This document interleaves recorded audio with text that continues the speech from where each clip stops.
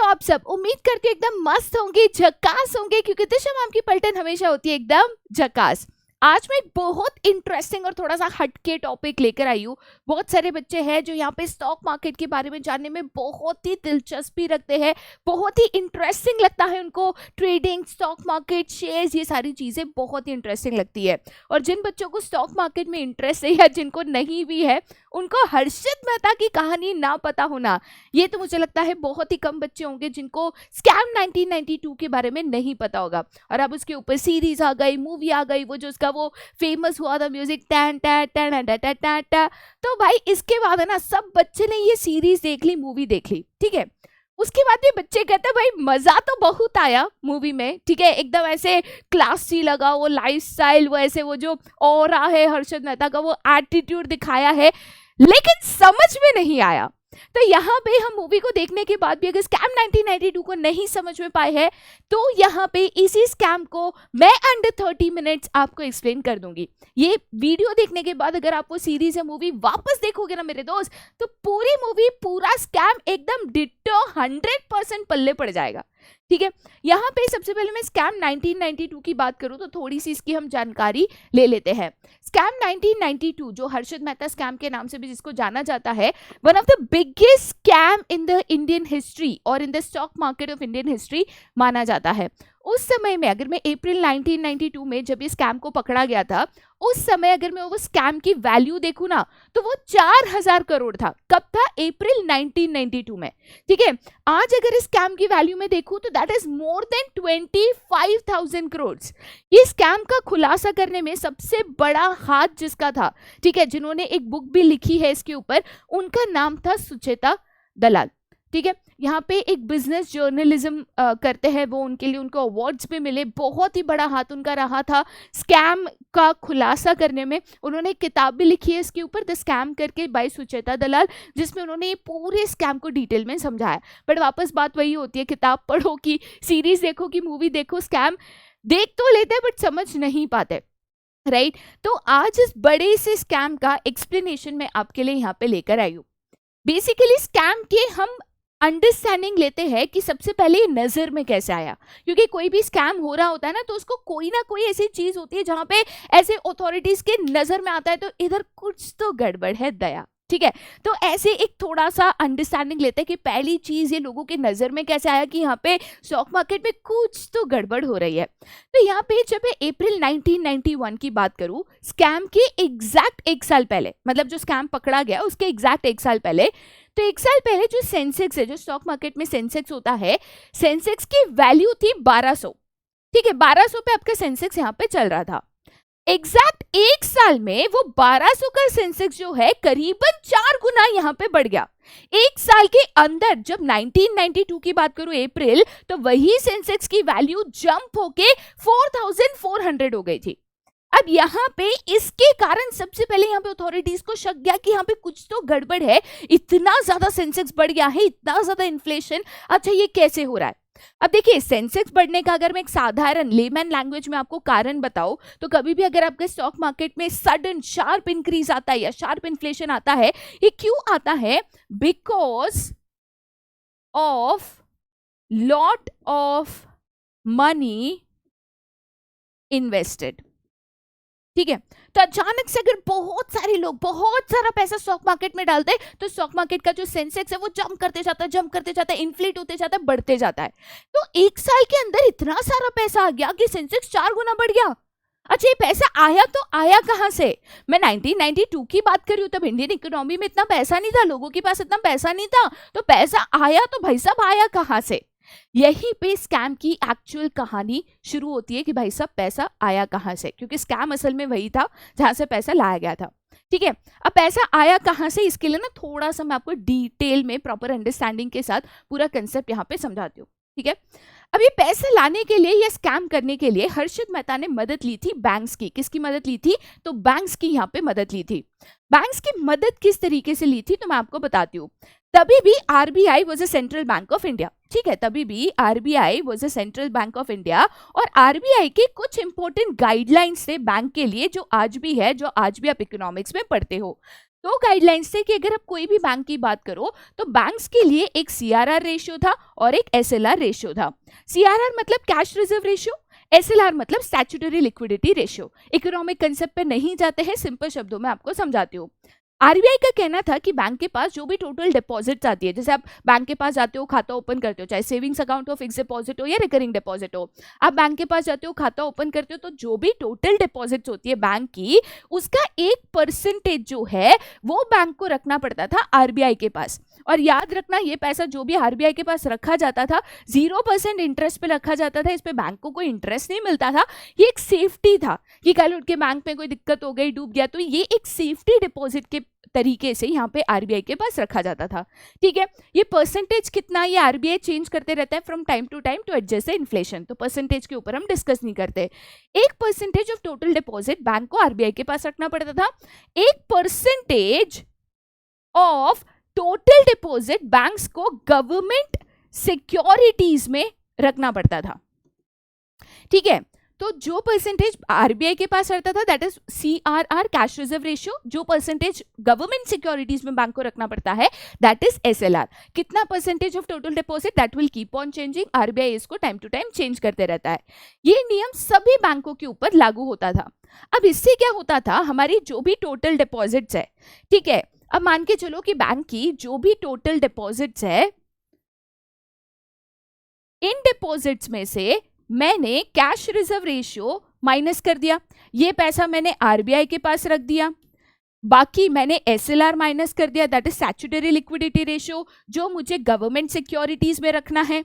और ये ऑप्शन नहीं है, मेरे को कंपलसरी रखना है, आरबीआई का नियम था, मैंडेटरी है, कंपलसरी है। तो टोटल डिपॉजिट में से ये पैसा आपका माइनस हो गया। उसके बाद जो आपका बैलेंस अमाउंट बचा, ये बैलेंस अमाउंट आपका इस्तेमाल होता था लिक्विडिटी के लिए, जो भी आपके यहाँ पे ट्रांजैक्शंस है, लोन देना है, जो भी आपका लेंडिंग है, इसके लिए इस्तेमाल होता था। अब बहुत बार क्या होता था, बैंक के पास कम पैसा बचता था, जैसे टोटल डिपॉजिट से उसमें से सीआरआर रख दो, एसएलआर रख दो, फिर आपने लेंडिंग कर दिया, फिर लेंडिंग का कुछ पैसा नहीं आया, डिफॉल्टर आया, तो सीआरआर मेरा मेंटेन नहीं हो पा रहा है। काफी बार बैंक को कैश की शॉर्टेज हो जाती थी। ठीक है, शॉर्टेज होती थी तो बैंक क्या करता था, जैसे क्लास 11 में आपने पढ़ा था इंटर बैंक डिपॉजिट, उसी तरीके से है, मैं आपको एक तरीके से समझाती हूँ। अब जैसे मैं बैंक ए हूँ, ठीक है, मेरे पास कैश की शॉर्टेज हो गई, लिक्विडिटी नहीं है, सीआरआर मेंटेन करने के लिए पैसा नहीं है, कोई भी कारण की वजह से मेरे पास पैसे की शॉर्टेज है। अब मैं क्या कर सकती हूँ, ये शॉर्टेज को क्लियर करने के लिए मैं शॉर्ट टर्म बोरोइंग कर सकती हूँ किसी दूसरे बैंक से। तो मान के चलिए कि दो बैंक्स है, एक को मैं कहती हूँ बैंक ए, ठीक है, एंड दूसरे को मैं यहाँ पे कहती हूँ बैंक बी। ठीक है, अब बैंक ए के पास यहाँ पे पैसे की शॉर्टेज है, उसको पैसे की बेसिकली जरूरत है, इस तरीके से समझ लो। बैंक बी है, उसके पास पैसा सरप्लस में है, वो पैसा किसी को लेंड करके, मतलब उधारी पे देके इंटरेस्ट कमा सकता है, क्योंकि उसके पास पैसा सरप्लस में है, जरूरत से ज्यादा कैश इन हैंड उसके पास अवेलेबल है। ठीक है, अब बैंक ए क्या करेगा, तो बैंक ए को यहाँ पे बोरोइंग करने की जरूरत पड़ेगी, क्योंकि उसके पास पैसा कम है, तो वो उधारी पे पैसा लेगा, जाहिर सी बात है बोरोइंग करेगा तो उसके ऊपर वो सामने वाले बैंक को इंटरेस्ट भी पे करेगा। बैंक बी क्या करेगा, तो वो यहाँ पे लेंडिंग करेगा, मतलब पैसा उधारी पे देगा और उसको यहाँ पे इंटरेस्ट कमाने का मौका मिलेगा, उसको यहाँ पे एक तरीके से अर्निंग करने का मौका मिलेगा। ठीक है, तो ये बन गया आपका बोरोवर, ये बन गया आपका लेंडर। ठीक है, अब यहाँ पे ये जो ट्रांजैक्शंस होते थे या ये जो डिपॉजिट्स होते थे, अब जो बैंक भी है वो कहता था ठीक है मैं आपको पैसा तो दे दूंगा, ठीक है 15 दिन 20 दिन 2 हफ्ते 21 दिन 1 महीना जो भी है शॉर्ट टर्म के लिए मैं आपको पैसा तो दे दूंगा, बट गारंटी क्या है कि आप वो पैसा मुझे रिटर्न करोगे, क्योंकि फिलहाल आप शॉर्टेज में चल रहे हो, अब आपका तो जो भी चीजें हैं एसेट्स है वो कुछ तो आपको मेरे पास कोलैटरल रखना होगा।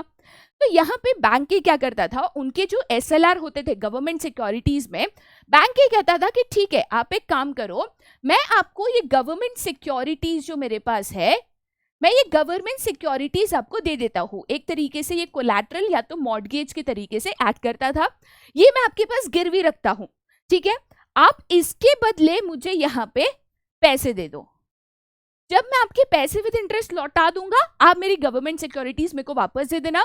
बाय एनी चांस डिफॉल्टर हो गया, मैंने आपका पैसा नहीं लौटा, इंटरेस्ट नहीं लौटा, कोई भी कारण से मेरी गवर्नमेंट सिक्योरिटीज आपकी हो गई है, आप उसको यहाँ पे बेच बाच के वो पैसा अपना वसूली कर लेना। ठीक है, अब इस तरीके से चीजें चलती थी।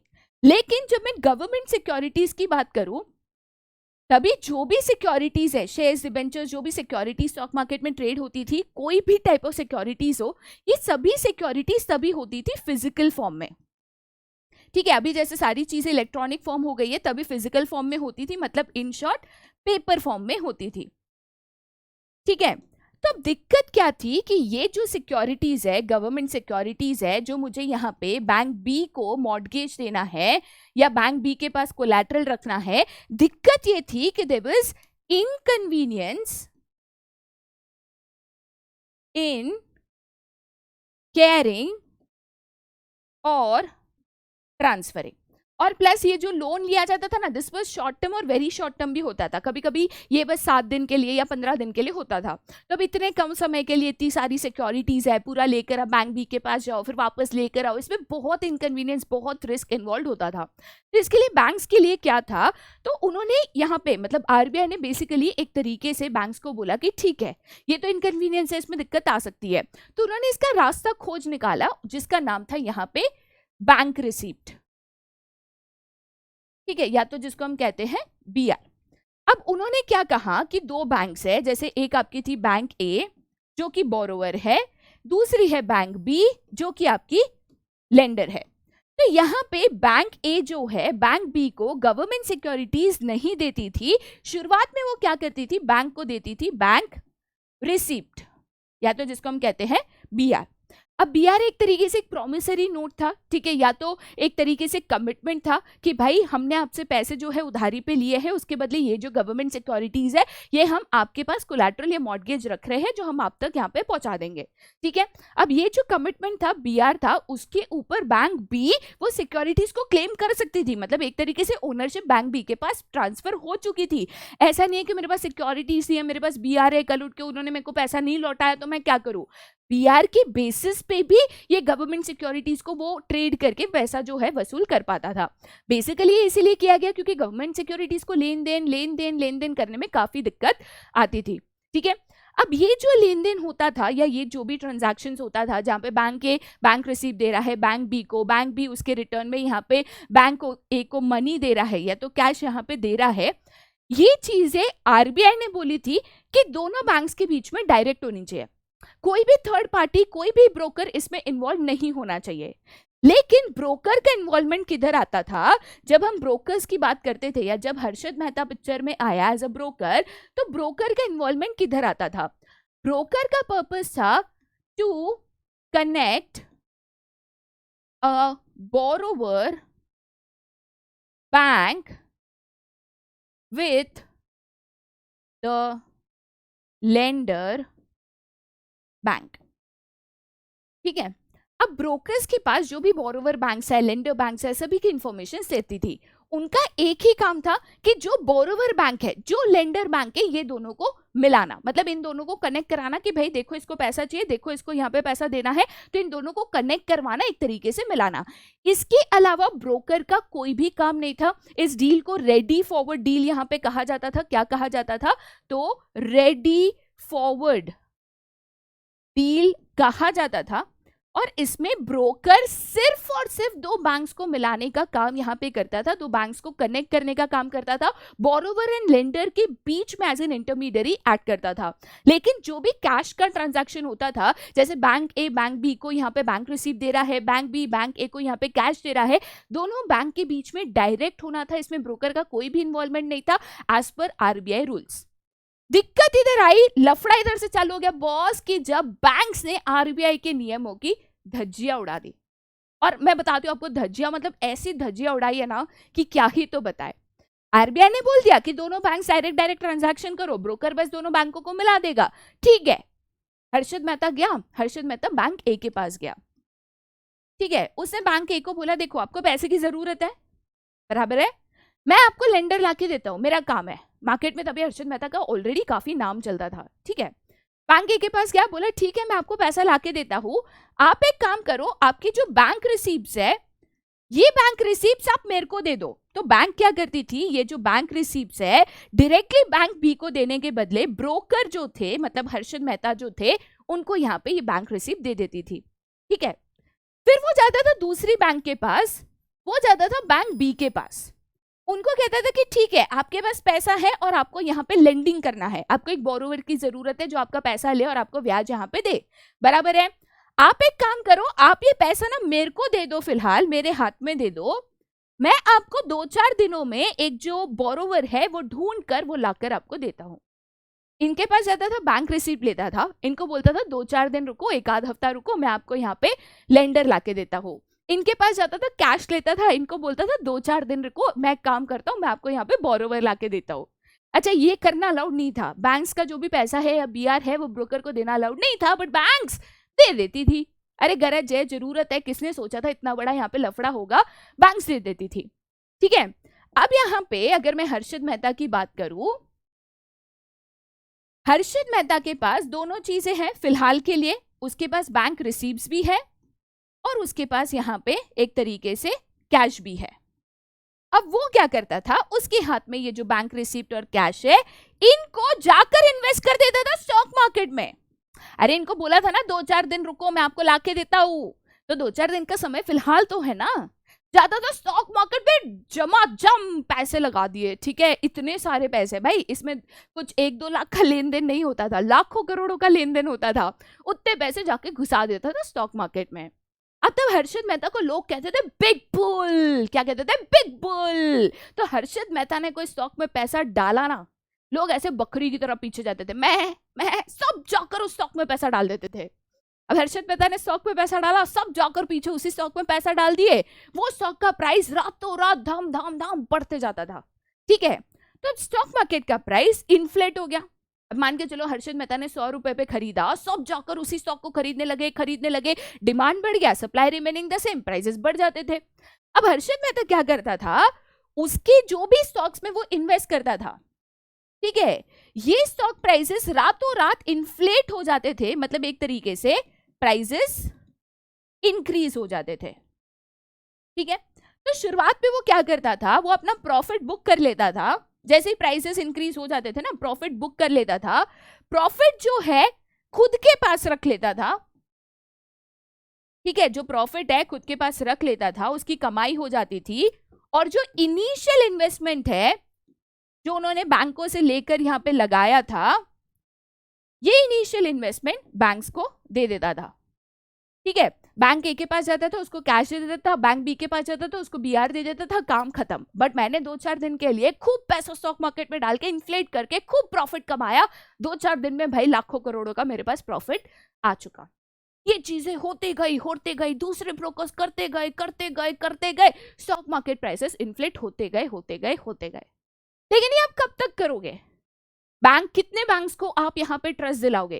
धीरे धीरे उन्होंने ये भी चालू किया कि 2-4 दिनों में प्रॉफिट नहीं हो रहा है, 1 हफ्ता 10 दिन लग रहा है और दाम बढ़ रहा है, तो ये भी करने लगा कि एक थर्ड बैंक को ढूंढने लगा। बैंक सी के पास जाता था, सी से पैसा लेता था, बी को देता था। ठीक है, तो ऐसे वो और बैंक से कनेक्ट करके ये चीज को बढ़ाने लगा। लेकिन हद तब हो गई जब उसने दो छोटी बैंक्स को पकड़ा, उनके टॉप मैनेजमेंट के साथ खूब सेटिंग करी। ठीक है, मेरे हिसाब से बैंक ऑफ करद एंड मेट्रोपॉलिटन कुछ बैंक था, दो बैंक्स को पकड़ा, उनके टॉप मैनेजमेंट के साथ खूब सेटिंग करी। उनको बोला कि देखो, आपके यहाँ पे कौन चेकिंग करने आता है यार, तभी थोड़ी इतना सारा ऑनलाइन सिस्टम था, इतनी चेकिंग वेकिंग कुछ नहीं होती थी। तो उन्होंने क्या करा, उनको बोला कि आप एक काम करो, आप है ना मेरे लिए फेक बैंक रिसिप्ट्स क्रिएट करो, मतलब जिसके बैकिंग में गवर्नमेंट सिक्योरिटीज है ही नहीं, फेक बैंक रिसिप्ट्स क्रिएट करो। फेक बैंक रिसिप्ट्स लेकर सामने वाली बैंक के पास जाके बैंक रिसिप्ट्स रख के सामने से पैसे लेकर आता था, स्टॉक मार्केट में इन्वेस्ट करता था। बताओ, तो बैंक्स फेक बैंक रिसिप्ट यहाँ पे बनाने लगी, पैसे की लालच थी, देने लगी, सामने पैसा इन्वेस्ट होने लगा, स्टॉक मार्केट में खूब पैसा इन्फ्लो होने लगा। इतना पैसा जाने की वजह से यहाँ पे स्टॉक मार्केट इन्फ्लेट होने लगा, और रातों रात करोड़ों रुपया प्रॉफिट हर्षद मेहता ने इस चीज में कमा लिया। अच्छा, ये जो 1 साल का पीरियड है ना, जहाँ पे 1200 से 4400 सेंसेक्स पहुंचा था, हर्षद मेहता की वजह से, जहाँ पे इन्फ्लेशन हुआ था, बहुत सारे दूसरे लोगों ने भी बहुत पैसा कमाया और लखपति से करोड़पति यहाँ पे बन गए। लेकिन ये स्कैम का जो मास्टरमाइंड था, ये हर्षद मेहता था, और ये स्कैम का खुलासा करने में जो वन ऑफ द मास्टरमाइंड्स थे वो सुचेता दलाल थे। ये स्कैम का जन्म या स्कैम को बढ़ावा सिर्फ इसीलिए मिला क्योंकि आरबीआई ने जो रूल्स बनाए थे, ये रूल्स इसलिए बनाए गए थे कि आप ये रूल्स को फॉलो अगर करोगे तो ऐसी दिक्कतें ना हो, ऐसी परेशानियां ना हो, ऐसे स्कैम्स होने के चांसेस कम हो। लेकिन ये रूल सारी बैंक्स ने तोड़े। कभी उन्होंने यहाँ पे ब्रोकर को जो बैंक रिसीप्ट नहीं देना था, कैश नहीं देना था, वो दिया, और हद तो तब हो गए जब फेक बैंक रिसीप्ट यहाँ पे क्रिएट करके हर्षद मेहता को देने लगे। पैसे की लालच थी, कायदे तोड़े, नियम तोड़े, स्कैम जो है रातों रात बढ़ते गया, दूसरे ब्रोकर्स इन्वॉल्व होते गए, और इसी के वजह से स्कैम जो है उस जमाने में एक साल के अंदर 4,000 करोड़ का स्कैम हो चुका था। आज की तारीख में 25,000 करोड़ से ज्यादा उसकी वैल्यूएशन हो जाएगी अगर आप इन्फ्लेशन को यहाँ पे लोगे। हम बात करते हैं विजय माल्या की, नीरव मोदी स्कैम की, ये स्कैम्स की हम बात करते हैं, बट इन सारे स्कैम्स को कंबाइन भी कर लो ना तो भी एक स्कैम जो है उनके ऊपर भारी पड़ता है। तो इस तरीके से ये चीज़ों को यहाँ पे बनाया गया। सेबी की जो इंपॉर्टेंस हम आपको पढ़ाते हैं इसी की वजह से पढ़ाते हैं क्योंकि सेबी जो है आज ऐसे स्कैम्स को रोकने में, इनके ऊपर नजर रखने में, इनको तुरंत यहाँ पे इन्वेस्टिगेट करने में मदद करता है। काफ़ी इन्वेस्टिगेशंस हुए बाद में, आरबीआई से लेके, सीबीआई से लेके, ईडी से लेके, बहुत सारे लोगों ने इस केस को इन्वेस्टिगेट किया, बहुत सारी इसके ऊपर मूवीज़ बनी, सीरीज़ बनी, बुक लिखी गई, बहुत सारी चीज़ें यहाँ पे की गई। तो उम्मीद करती हूँ ये स्कैम जो है, ये स्कैम का जो बेस है ये आपको यहाँ पे समझ में आया होगा। अभी मन करे तो वीकेंड पे जाके मूवी या सीरीज को वापस देखना, अब आपको डिट्टो की डिट्टो समझ में आएगा कि एग्जैक्टली हुआ क्या था। ठीक है, चलिए इन विच वेज आज का जो वीडियो है हम यहीं पे खत्म करते हैं। दोबारा बहुत ही जल्द ऐसे और इंटरेस्टिंग वीडियोस के साथ जरूर मिलेंगे। अगर आपकी कोई पर्सनल रिक्वेस्ट है तो कमेंट सेक्शन में डाल देना। बाकी हम दोबारा ऐसे वीडियोस के साथ मिलेंगे। आज के लिए यहीं पे bye bye, see you and take care.